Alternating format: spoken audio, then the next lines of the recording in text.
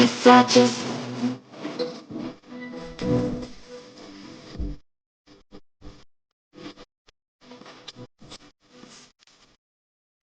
तो hello and welcome to a new video guys. Basically पिछली video जो हमने बनाई थी वो बेसिकली सिंपल सी थी कि आपको एक अनसेंसर्ड इमेज जनरेटर चाहिए तो ये यूज़ कर लो और आराम से अपना इमेज जनरेट करो। लेकिन उसमें भी कुछ फ्लॉज थे कि बेसिकली वो उतना अच्छा लेवल पे जनरेट नहीं कर सकता था।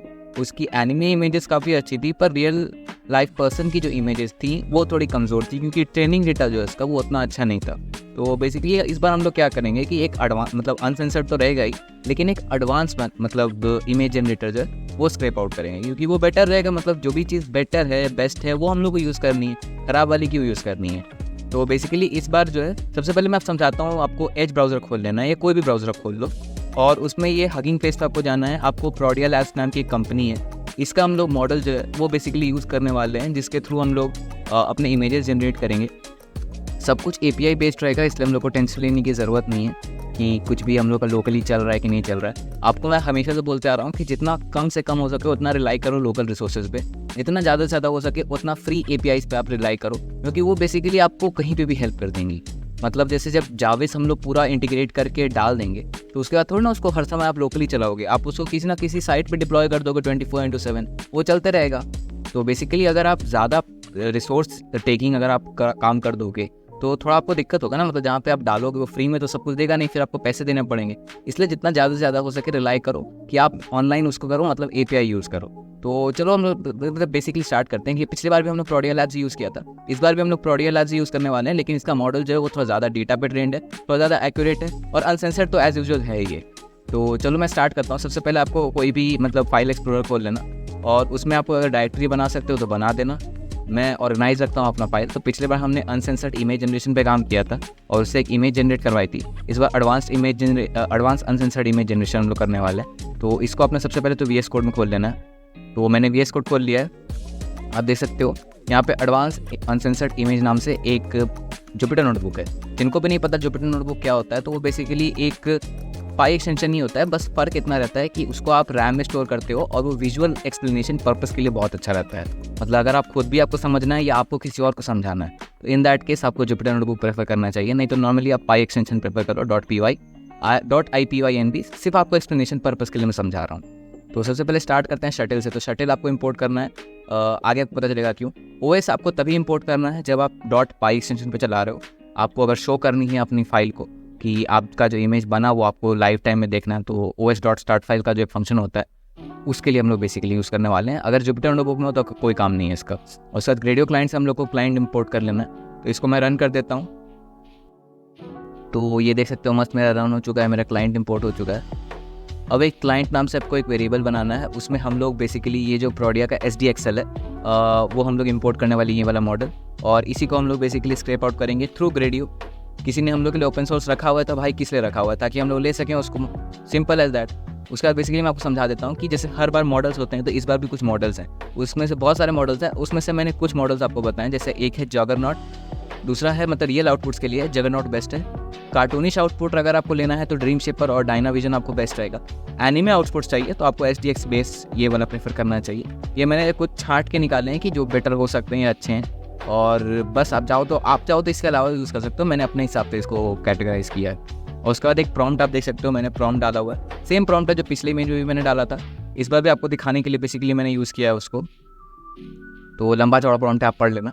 नेगेटिव प्रॉम्प्ट बेसिकली क्या होता है कि अगर आप कुछ भी जो आपका इमेज जनरेट करे, अगर आप उसमें वैसा नहीं करवाना चाहते हो, जैसे मैं 3D नहीं चाहता हूँ, मैं नहीं चाहता हूँ कि मेरा नाक थोड़ा गड़बड़ हो, मेरा आँख थोड़ा गड़बड़ हो, या कुछ भी एक एक्स्ट्रा टाँग ही निकल गई हो, या लो रेजोल्यूशन हो, पिक्सेलेटेड हो, इस टाइप की अगर आपको कुछ चीज़ें नहीं चाहिए तो आपको पहले ही स्पेसिफाई करनी पड़ती हैं। तो नेगेटिव प्रॉम्प्ट में बेसिकली मैंने वही स्पेसिफाई किया है। उसके बाद स्टेबल डिफ्यूजन चेक पॉइंट में बेसिकली हम लोग अपना मॉडल का नाम डालने वाले हैं। मैं रियल आउटपुट्स के लिए यूज़ कर रहा हूँ तो मैं ये वाला मॉडल यूज़ करने वाला हूँ। सैम्पलिंग स्टेप्स आप जितना चाहो उतना डाल सकते हो, उतना ज़्यादा आपका स्टेप्स लगेगा, मतलब टाइम लगेगा उतना। तो मैंने 20 डाला है। सैम्पलिंग मेथड बहुत सारे होते हैं, उसमें से बेस्ट जो मैंने सजेस्ट करना है कि जो आप इमेज जनरेट करवाना है अगर आपको किसी ह्यूमन पर्पस का, तो मतलब आपको यही वाला क्या बोलते हैं मेथड प्रेफर करना चाहिए। और भी बहुत सारे मॉडल्स हैं, लेकिन आपको अगर ह्यूमन रिसोर्स पे चाहिए तो यही प्रेफर करना। CFG स्केल बेसिकली वो होता है कि आप स्केल फैक्टर कितना ले रहे हो अपने इमेज जनरेशन का। तो 7 बेटर है मेरे हिसाब से। विड्थ और हाइट आप अपने हिसाब से डिफाइन कर सकते हो एज़ यूजुअल, जैसे आप डेली में डिफाइन करते हो। तो इसमें भी आपके ऊपर है कि आप चाहो तो पोर्ट्रेट ले सकते हो, आप चाहो तो वाइड एंगल पे ले सकते हो, आप चाहो तो स्क्वायर ले सकते हो। मैं स्क्वायर में प्रिंट करवा रहा हूँ, आपको जैसा ठीक लगे आपके पर्पज़ के लिए आप कर सकते हो। तो उसके बाद सीड आपको एक रैंडम वैल्यू है बेसिकली, उसका कोई काम नहीं है ज़्यादा, तो इसको भी मैं रन कर देता हूँ। उसके बाद आते हैं हम लोग मेन अपने फंक्शन पे कि यहीं से हम लोग का API कॉल होगा। इसमें क्लाइंट डॉट प्रिडिक्ट करके एक फंक्शन है, और यहाँ से हमने जो लिखा था उसको बेसिकली हमने कॉपी किया है बस। और फंक्शन इंडेक्स जो आपको 0 डालना है, ये एक एक्स्ट्रा पैरामीटर है। अगर ये आप कुछ भी इसके अलावा डालोगे तो आपका काम नहीं करेगा। ये बेसिकली पिछले बार जो हम लोग का टेक्स्ट टू इमेज था उसके जगह पे ये काम कर रहा है। टेक्स्ट टू इमेज अगर आप API कॉल करके डालोगे तो आपका काम नहीं करेगा, इसलिए प्रेफर करना इसी टाइप से करने के लिए। तो इसको मैं रन कर देता हूँ। तो जैसा कि आप देख सकते हो काफ़ी जल्दी इसने आउटपुट प्रिंट करके दे दिया हम लोग को। अराउंड 10.3 सेकंड का इसने टाइम लिया है, तो इसलिए इट इज़ काफ़ी गुड गाइस।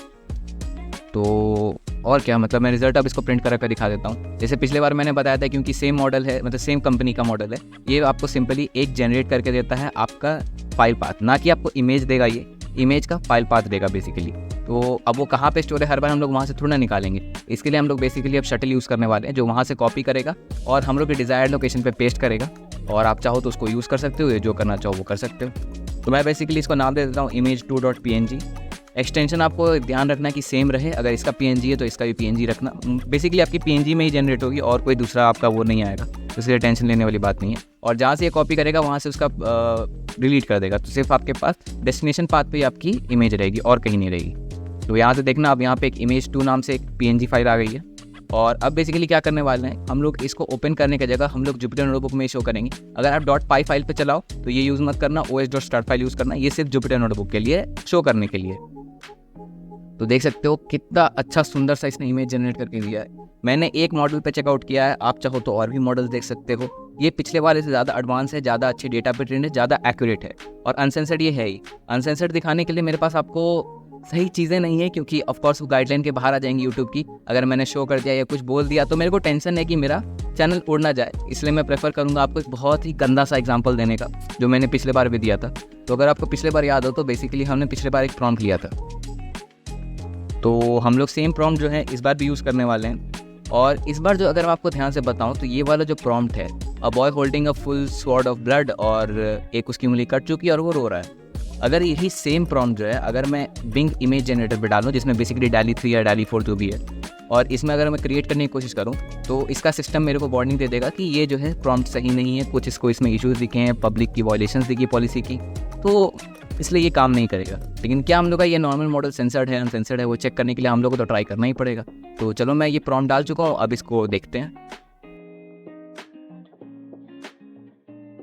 तो जैसे आप देख सकते हो अराउंड 17.5 सेकंड का टाइम लिया इसने, और मस्त एक इमेज तो जनरेट हो ही गई है। तो अभी मैं इसको रन कर देता हूँ और यहाँ पे एक फाइल पाथ मिल गया मेरे को। अब उस फाइल पाथ को बेसिकली मैं यहाँ एक्सट्रैक्ट कर ले रहा हूँ और उसको मैं डिस्प्ले कर देता हूँ। कुछ ज़्यादा ही गंदा आ गया, आई नो।